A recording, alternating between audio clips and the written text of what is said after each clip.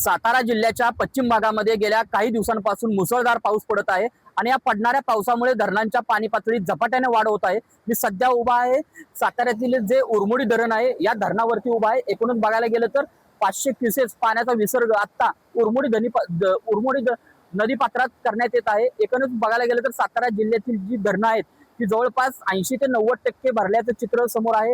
एकूणच बघायला गेलं तर साताऱ्यातील जो पश्चिम भाग आहे यामध्ये गेल्या 8 दिवसांपासून मुसळधार पाऊस पडत आहे आणि या पडणाऱ्या पावसामुळे सर्वच धरणातील पाणी पातळीत मोठ्या प्रमाणात वाढ होत आहे। एकंदरीतच या संपूर्ण पार्श्वभूमीवर बघायला गेलं तर महाराष्ट्राची भाग्यलक्ष्मी म्हणून ओळख असणारे जे कोयना धरण आहे हे देखील आता 83% भरलेलं आहे। तर दुसरीकडे बघायला गेलं तर जे धोम धरण आहे यामधून देखील आता 1332 क्युसेस पाण्याचा विसर्ग देखील सुरू आहे।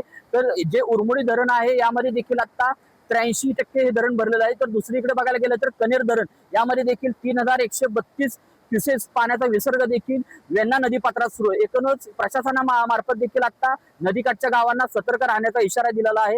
गेल्या काही दिवसांपासून साताऱ्याच्या पश्चिम भागामध्ये मुसळधार पाऊस पडत असल्याने शेतकरी वर्गात आनंदाचं वातावरण आहे। मात्र दुसरीकडे बघायला गेलं तर साताऱ्याचा जो पूर्व भाग आहे त्यामध्ये मान असेल खटाव असेल यामध्ये देखील पावसाची प्रतीक्षा लागून राहिलेली आहे। त्यामुळे शेतकरी वर्गात चिंतेचं वातावरण आहे। एकूणच बघायला गेलं तर पश्चिम भागामध्ये पडत असणाऱ्या पावसामुळे शेतकरी वर्गात आनंदाचं वातावरण आहे आणि धरणातून जो पाण्याचा विसर्ग सुरू आहे त्यामुळे प्रशासनामार्फत देखील नदीकाठच्या गावांना सतर्क राहण्याचा इशारा देण्यात आलेला आहे। कॅमेरामॅन ओंकार सह मी साई सावंत, पुढारी न्यूज, उरमोडी धरण, सातारा।